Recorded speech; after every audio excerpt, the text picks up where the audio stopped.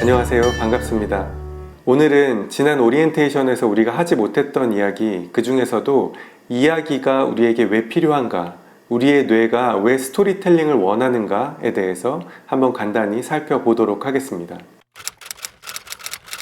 자, 우리가 한 학기 동안 스토리텔링을 배울 때 가장 먼저 짚어보아야 할 부분이 바로 이것일 거예요.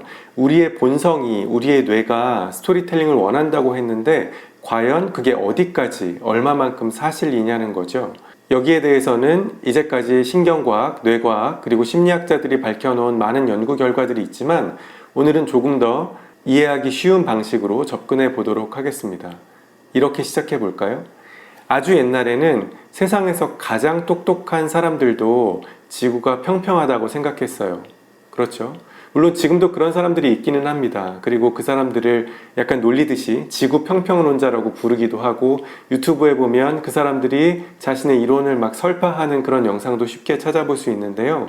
그 사람들 말에 따르면 지구는 둥글지 않고 네모나다는 것이죠. 그러니까 계속 가다 보면 어딘가에서 절벽처럼 떨어지게 된다.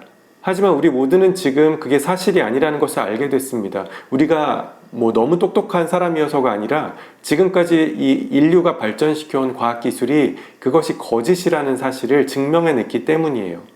하지만 아주 옛날에는 어땠을까요? 혹은 중세에는 어땠을까요? 그때는 제가 말씀드렸던 것처럼 지구상에서 가장 똑똑한 사람들도, 심지어 과학을 연구하는 사람들조차도 지구가 평평하다고 생각했던 시절이 분명히 있었습니다. 또 이런 건 어떨까요? 태양이 지구 주위를 돈다.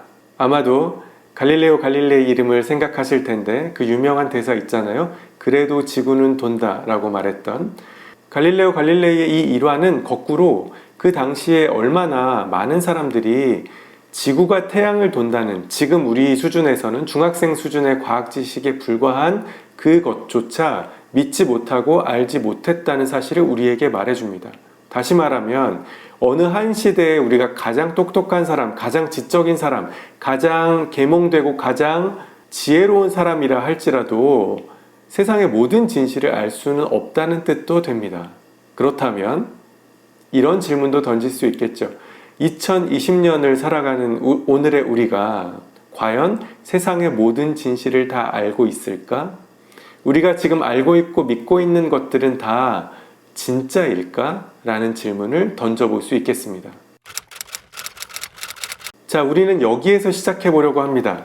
오늘날 우리가 철석같이 믿고 있는 것, 그 중에 하나가 바로 이야기와 관련되어 있거든요. 그리고 우리가 지구를 평평하다고 생각했던 사람들, 또 태양이 지구 주위를 돈다고 생각했던 사람들을 비웃고 있는데 지금, 그렇지만 실은 우리도 똑같은 모습일 수 있다는 사실을 알려드리고 싶습니다. 왜냐하면 적어도 이야기에 관해서는 우리 역시 비슷한 사람일 수 있기 때문입니다. 조금 상황을 바꿔볼까요? 만약 여러분이 어느 회사의 과장님이에요. 그런데 신입사원이 출근했습니다. 출근해서 오전 10시가 됐는데 그때까지 계속 책을 읽고 있어요. 그래서 걱정이 된 과장인 여러분은 다가가서 그 책을 살펴봅니다. 아, 업무에 필요한 책이겠지 라고 애써 생각하려 하는데 가만히 가서 들여다보니까 그 책은 업무에 필요한 책이 아닙니다. 그냥 소설이에요. 그렇다면 우리는 그 신입사원에게 어떤 말을 해주어야 할까요? 어떤 말이 하고 싶으세요? 아, 책이니까 요즘 아무도 읽지 않는 책을 읽고 있으니까 조금 주저되시나요? 그렇다면 이렇게 바꿔보죠. 신입사원이 넷플릭스를 보고 있다면 어떨까요? 넷플릭스 드라마나 넷플릭스 영화를 보고 있습니다. 오전 10시, 11시가 되었는데도요. 그러면 어떤 말을 해주어야 할까요? 제 머릿속에는 그런 말들이 떠다닙니다. 너 미쳤니? 자, 이것이 우리가 이야기에 대해서 갖고 있는 태도입니다. 물론 회사는 일하러 온 공간이니까 일을 해야 되겠지만 누군가가 이야기를 듣는다고 하면, 누군가가 이야기를 본다고 하면, 다시 말해 드라마나 영화나 소설이나 어떤 스토리텔링을 하는 어떤 매체, 어떤 서사를 향유한다고 하면 우리는 어떤 생각, 어떤 반응을 하게 되냐면요. 아, 너 시간 많구나. 문화생활을 하고 있어? 부럽다. 이런 식의 반응을 하고 경험하게 됩니다. 이건 다 무슨 뜻이에요? 그러니까 이것을 듣는 사람들 입장에서는 이야기를 누리고 이야기를 듣고 이야기를 향유하는 것이 우리 일상에, 우리의 삶에 필수적이라고 생각하지는 않는 것이죠.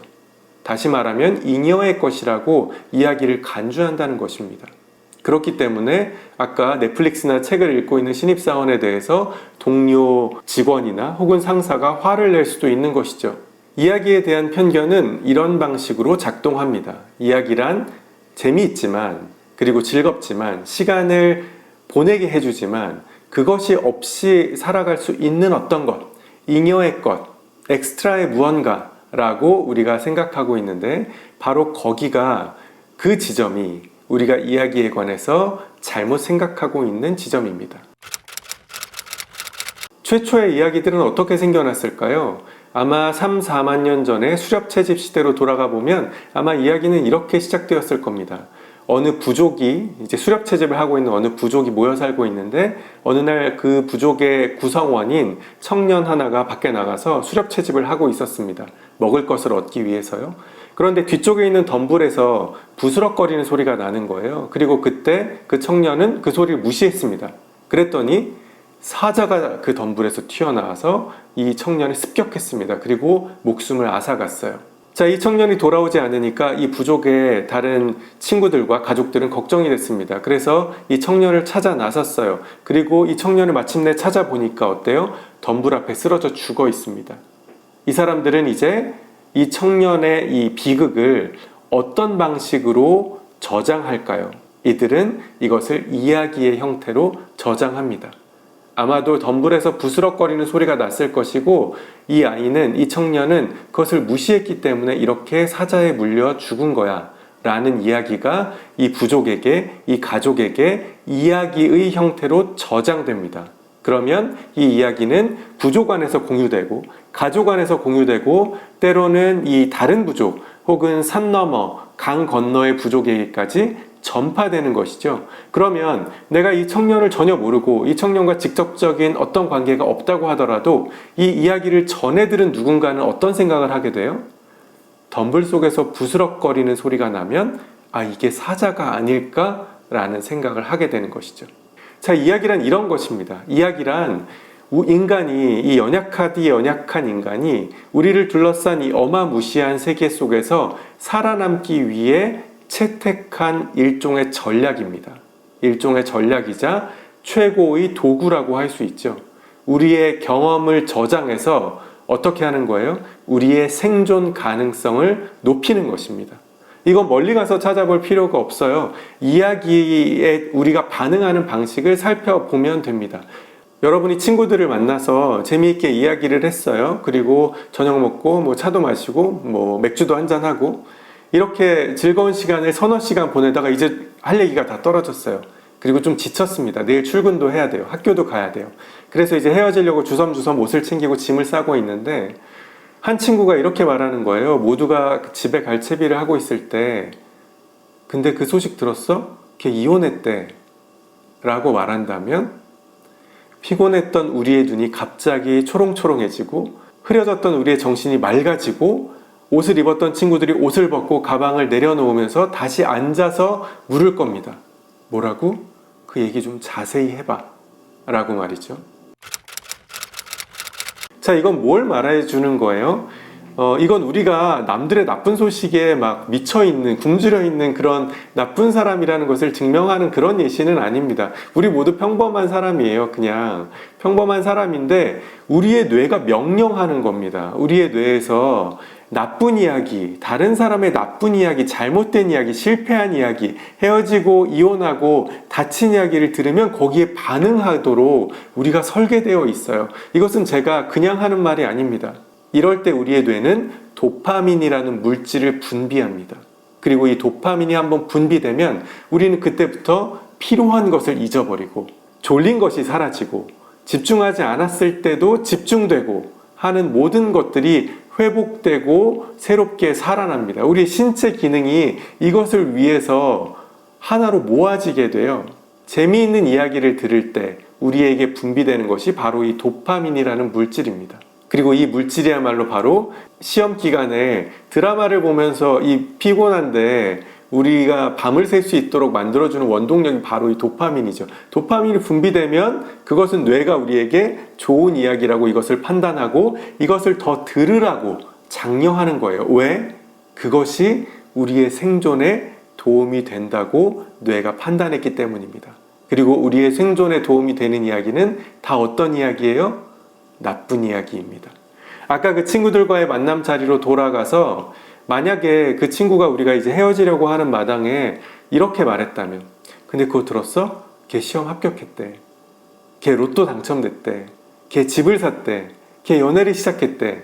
라고 말하면 우리는 아마 더 빨리 집에 가고 싶어질 겁니다. 더 피곤해질 거예요. 왜냐하면 다른 사람이 잘 된 이야기는 우리의 생존 가능성을 높이는데 전혀 도움이 되지 않기 때문입니다. 더 정확히 말해볼까요? 다른 사람이 잘 됐어요. 그러면 아주 엄밀히 말해서 내가 잘 될 확률은 그만큼 줄어든 거예요. 사촌이 땅을 사면 왜 내 배가 아파요? 내가 살 땅이 줄어들었기 때문입니다. 남이 로또에 된 소식을 들으면 왜 기분이 나빠요? 왜 우울해져요? 내가 로또에 당첨될 확률이 사라졌기 때문이에요.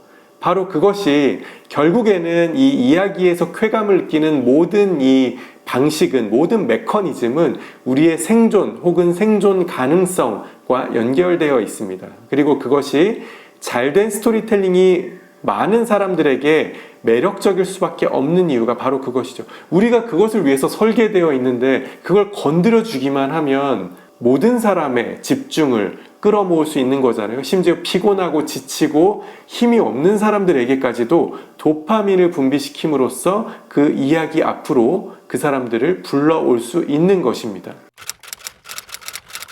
자, 그래서 우리가 한 학기 동안 살펴볼 이 스토리텔링의 기술들은 모두 이 도파민을 어떻게 분비하게 만드느냐에 초점을 맞추게 될 거예요. 여기에서 우리가 한 가지 잊어버리면 안 되는 맹점 하나는 무엇이냐면 우리가 너무 많은 이야기를 이제까지 들어왔기 때문에 그 이야기 별거 아닌데 그냥 하나 쓰면 되는 거 아니야? 라고 생각할 수 있다는 것이죠. 그런데 아무리 우리가 많은 음식을 먹어봤다고 해도 그것이 우리를 훌륭한 셰프로 만들어주진 않습니다. 음식을 먹는 것과 음식을 만드는 것은 사실 전혀 다른 이야기이고 비슷해 보이지만 실제로는 정반대의 작업이기도 합니다. 그렇기 때문에 이야기를 많이 들어보고 경험한 것과 이야기를 실제로 만들어 보는 것은 전혀 다른 경험이다 라는 것을 전제하고 앞으로의 수업을 진행하려고 합니다. 우리는 한 주 동안 건강히 지내고 다음 주에 학교에서 보도록 하겠습니다. 그럼 다음 주에 만나요.